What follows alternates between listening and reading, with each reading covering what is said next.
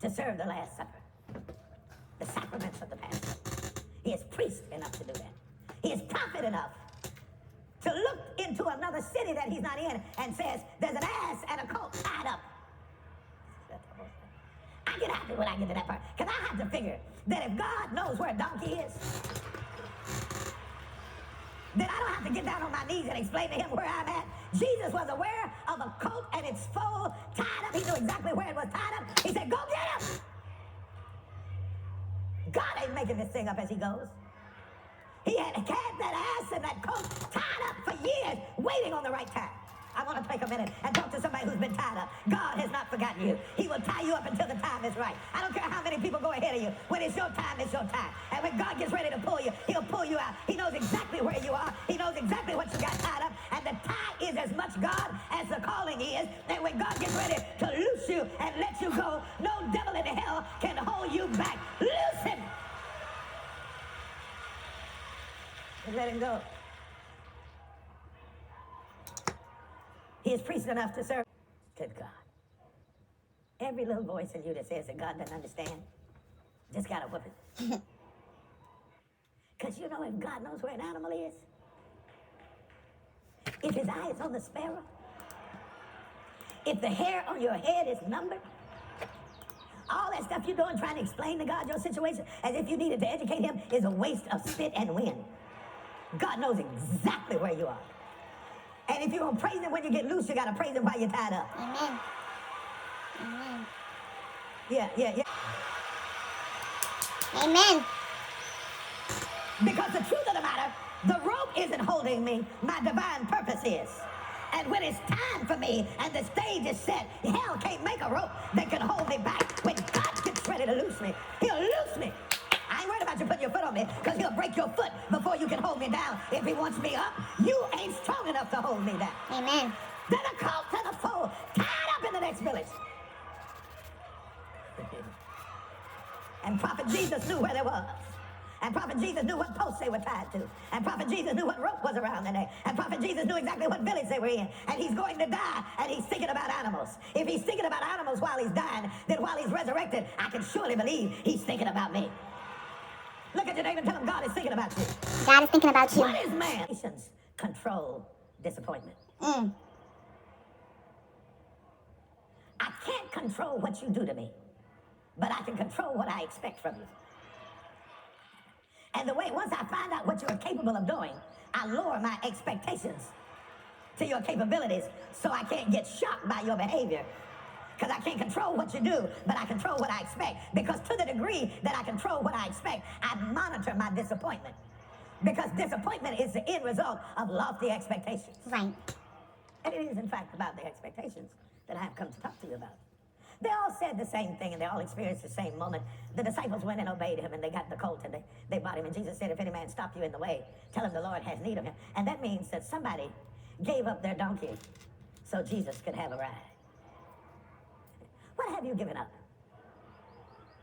That was yours, that you raised up and fed and grew up and nurtured, and yet you're willing to give it up so that God can use it. There is no success without sacrifice. Just because you aren't the one who paid it doesn't mean that somebody didn't pay it. You can come in this church for years and throw $5 in an offering plate and walk away and pay it no mind. But it is not your $5 that paid for that pew. It is the people who gave $500 and $5,000 and $10,000 and $1,000 for years. And you get to sit in somebody else's sacrifice while you pass the plate and do nothing. Just because you didn't pay it doesn't mean it didn't get paid for.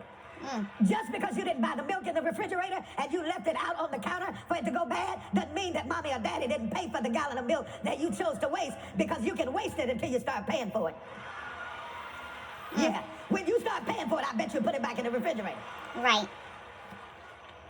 My kids used to turn the air conditioning on and the fan. Said they couldn't sleep without the air conditioning and the fan on. When they moved out, they learned how to sleep without the air conditioner on the fan on. Because when the bills come in your name, you learn how to cut stuff off. You ought to see them going through the house. Cut that light out. Ain't nobody in that room. We don't need no light. I think, where were you 10 years ago? Jesus is literally sitting on the benevolence of a follower, which is built on the integrity of his name. Tell him the master has need of him. I'm not going myself. I'm not calling him. I'm not reaching out to him. You just tell him what I said. My name will open up doors to access other people's resources. That's when you got power. You ain't got power because you got muscles. You got power when you can put your name on something and it opens up. Because, I mean, it's nice to have muscles. I'm not hating on nobody. I got a few. But the problem with it, ain't nobody fighting no more. You can box like Muhammad Ali, but you can't box a 9mm. Power is when your name has enough weight that all they have to do is go in your name and doors open because you said it. That's what you want to aspire to get the power and the integrity behind your name that's strong enough that your name opens doors and you don't have to walk around wearing Brioni. What are you wearing, me? Right. I'm wearing me. Yeah, I'm dressed in me. This is my company. This is my suit. This is my tailor-made. I'm wearing me.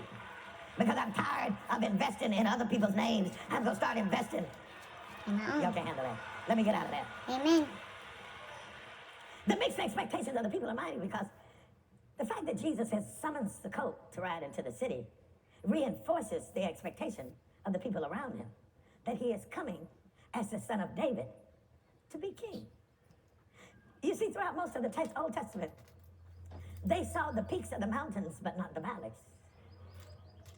So they saw the first advent and the second advent, the coming of Christ, the return of Christ, and they prophesied about the birth of Christ and the return of Christ, but they said very little about the death of Christ. So the death of Christ was hidden from view because the death of Christ is process. The return of Christ is promise. And God very seldom gives us details about process. Because if he gave you the details about the process, you would give up on the promise. So he gives you a vision about the promise, and then he throws you into the process. And you say, Lord, I didn't know it was going to take all of this. I wanted a good marriage, but I didn't expect to shut up. You didn't tell me I was going to have to bite my tongue. I want a husband. I don't want to watch no dirty drawers. I want a wife. I don't want to be understanding, listening to her chat about people I don't know. I learned how to handle that. When my wife does that, I respond, You like him? Shut up. Get out of here. No, she didn't. She know better than that. I can't believe it. I keep right on reading the paper. Shut up. Get out of here. She know better than that. Shut your mouth, girl. No, she didn't. She know better than that.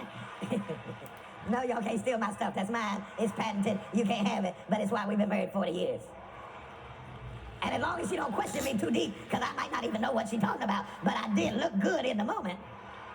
These are the kinds of things that you go through when we are living life together but having two completely different experiences. My wife and I live in the same house, but we have two completely different experiences. Deal with Microsoft. You trying to spoke out these red shoes. You keep the shoes I want to deal with. I'm just saying that just because we have the same experience, we don't have the same expectation. The crowd expected Jesus to fix their lowliness. The crowd is an oppressed people in their own land. We talk about slavery amongst African Americans a lot, and it was horrific and terrible, and it deserves to be studied and understood like the Holocaust so that it is never repeated again. The Jews are being enslaved, entrapped, second-class citizens. In their own What y'all think? And much of It's their better than culture before. has Hold on, been let me pause lost. this. 'Cause I don't want to be rude to God, but it's better than before. You know, just put the acrylic. I used Valentino, the clear. And look, it's durable. And I'm doing that pretty hard.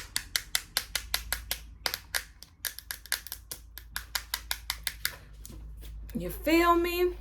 Don't do the glue. Do the acrylic, all right? And that's how I'm going to do my nails. You feel me? I ain't spending too much money on my nails because I know how to do them myself. Now, I bought this drill.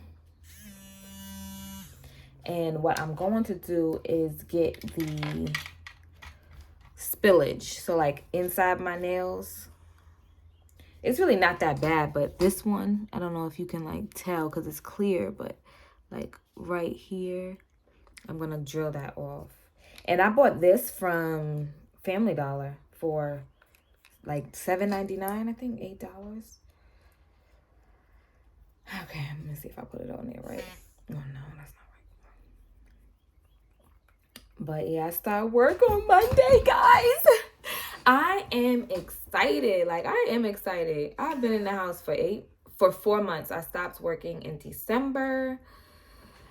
And girl, I needed this rest. I mean, I am very grateful for the rest I had, you know, to be with my family, my kids, to see what I'm going to do, whether I'm going to move out, whether I'm going to stay. Girl, but I'm moving out.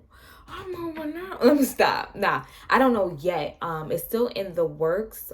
They're like checking my background, checking my credit, employment verification. They wanted pay stubs, but like I said, I don't start work until Monday, so I just sent them my offer letter. They contacted them or whatever, and then now she asked me my rental history, which is kind of difficult because I lived here for almost 3 years, and it's in my baby daddy name. It's in my, you know, children's father's name, so I don't know how I'm going to...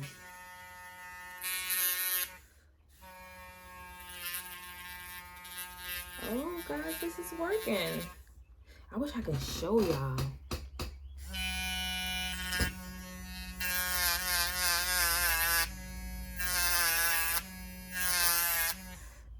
Okay.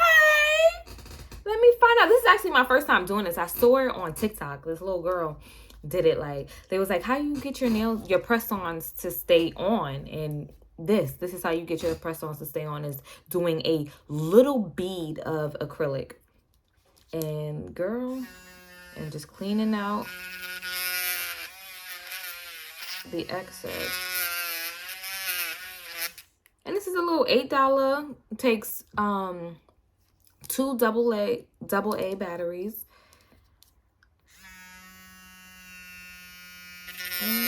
Girl.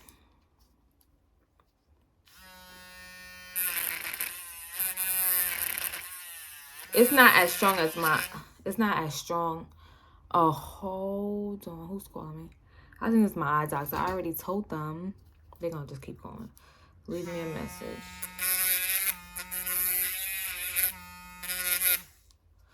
But this is not as strong as my other drill. Of course, I mean, it was only $8. But let me see. I think it's just that whatever it is called, bid. See? Only thing is, like, how do I know it's in there? Like, and it's not going back and forth. There we go.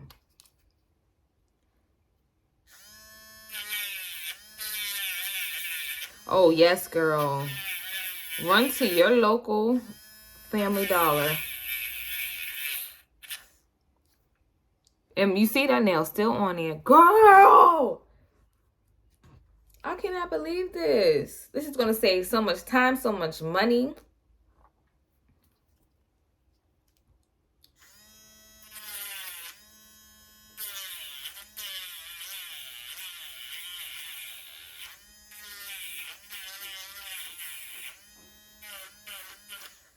Oh my God.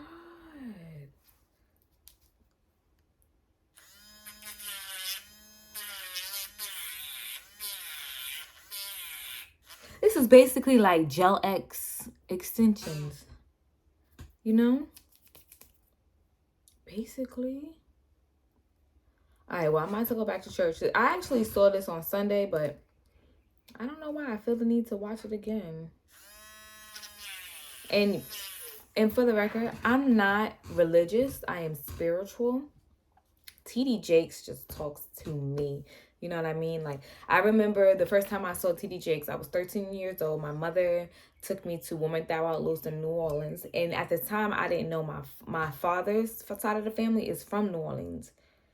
So I just feel like the universe just aligns me. And every time I see TD Jakes speak, it just moves me. It gives me the motivation that I need.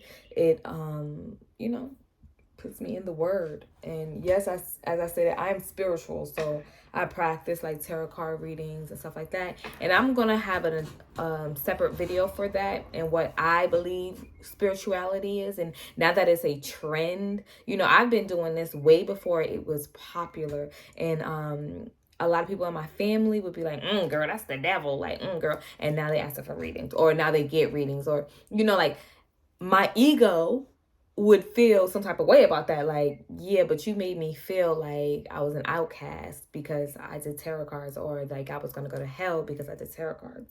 But now, make it make sense. But it's okay. Everybody else has their own journey. And that's why it's important not to judge someone, because you don't know where you're going to be next year or the following year. You might agree with their decision. So, you know, I took it with a grain of salt. You know, I'm glad that people are healing. And you know, self-discovery is important. So when you do them tarot card readings, it's for self-discovery. Now, what I suggest, if you are like going on your if you're beginning your spiritual journey, is to get your own tarot deck. Don't get a reading from somebody else, because you don't know if that reading is what they need to work on. You get what I'm saying? Like, sometimes you're going to read yourself when you read other people. So, oh, I hit it and it's still there. But anyway, so getting your own tarot cards deck, reading yourself, journaling about what you read and how that card can, you know, how it has, you know, what relationship it has to do within your life, like what it has to do. Like when you read a tarot deck, when you do a reading for yourself and you journal it out and see what those cards can possibly mean in specific areas of your life, girl, self-discovery. And that's a form of self-care, is journaling, especially for people who don't like. Some people be like, I don't know how to journal. Especially having that tarot card reading, like, oh my God, this card means this, this, and this, and this. And I can see where in a part of my life that plays a part in what I need to do. Because the tarot cards, it doesn't tell your future, baby. It tells you what you may have to deal with and what you need to do. So when that does happen, you be like, oh shit, I did have the Fool's card. I am embarking on a new journey. I am starting a new job. I am in a new relationship. Am I open? And if you get it in reverse, like, damn, am I closed off? Have I been argumentative? Have I just been thinking about myself? Or like the Devil's card. Some people will see the Devil card and be like, oh my God, but that's really about addiction, or, you know, addiction basically. And in the Devil's card, you see that they have chains around them, but they're free to go. They are free to go whenever they want to. They bind themselves. So, girl, it's good, because with me and my addiction, I was addicted to people and I was addicted, you know, to weed. I've cut back weed a lot, just because I want to be sober. Like, I want to have a sober mind, and I don't want to rely on anything. You know, that's not a healthy coping mechanism, and that's what I was using to cope, is weed, and that's not coping. That's numbing. But let me go back to church, y'all. And that's going to be another video. I'm really going to go into detail about spirituality and religion, and why I go to church and still practice hoodooism. So I'm still studying. You know, I want to be connected with my ancestors, and this is my journey. And I'm grateful that you are here, and like we can talk about these things, and it's like openness and open-mindedness. But yeah, this is just a little quick video about my nails and chit chat or whatever. And I'll see you guys in the next one. If you haven't already, please go ahead and subscribe. Thumbs up this video if you like this kind of content, and go ahead and put the notification bell on so you know when I upload. Girl, I love you. We got this. And I'll see you in the next one. Bye.